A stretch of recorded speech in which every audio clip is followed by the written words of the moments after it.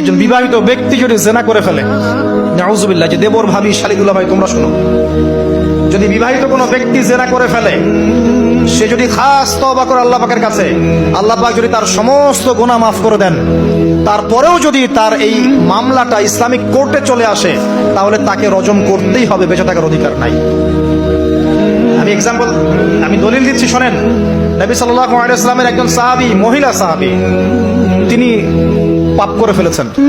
কি করেছেন? জেনা করে ফেলেছেন। বিবাহিত ব্যক্তি ছিলেন। নবীর কাছে এসে বলছেন, ইয়া রাসূলুল্লাহ তাহিরনি, আমাকে পবিত্র করুন, আমি অন্যায় করেছি।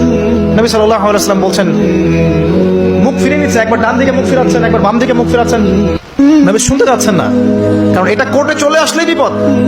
নবীজি বলছেন, বাসায় যাও, বাসায় যাও, তওবা করো, আল্লাহর কাছে তওবা করো, আল্লাহ মাফ করে দিবে। বাসায় চলে যাও, বাসায় চলে যাও, তওবা করো, আল্লাহ মাফ করে দিবে।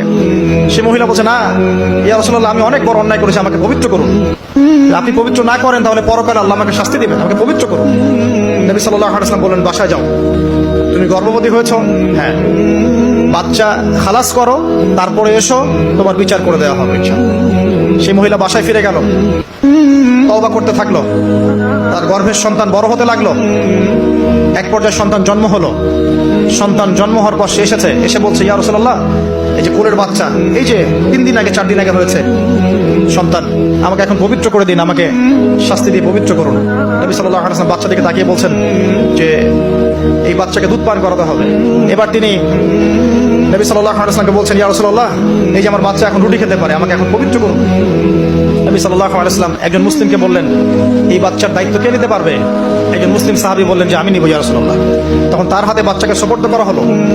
বাচ্চাকে সুপর্দ করার পর এই মহিলাকে নিয়ে যাওয়া হচ্ছে এবং সাহাবীকে বলা হলো, অন্যান্য সাহাবীদেরকে বলা হলো, তোমরা এই মহিলাকে নিয়ে যাও, নিয়ে গিয়ে রজম করো, অর্ধেক মাটিতে পুঁতে ফেলে পাথর নিক্ষেপ করে হত্যা করো।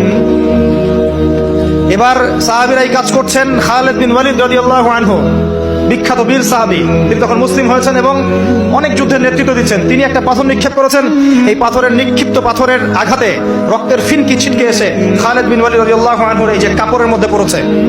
তখন খালিদ বিন ওয়ালিদ রাদিয়াল্লাহু আনহু তিনি বলছেন, ছি, আমার কাপড়ে একজন ব্যভিচারী নারীর রক্ত পড়লো, এরকম একটা স্টেটমেন্ট তিনি করেছেন।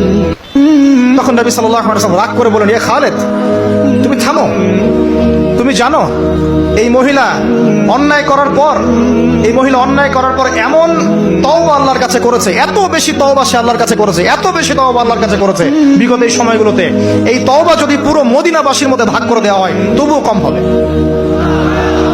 এবং সেই মহিলা এখন জান্নাতে আছে, জান্নাতে নদীতে সাঁতার কাটছে ইনশাআল্লাহ। আমি বুঝাতে পারলাম কিনা?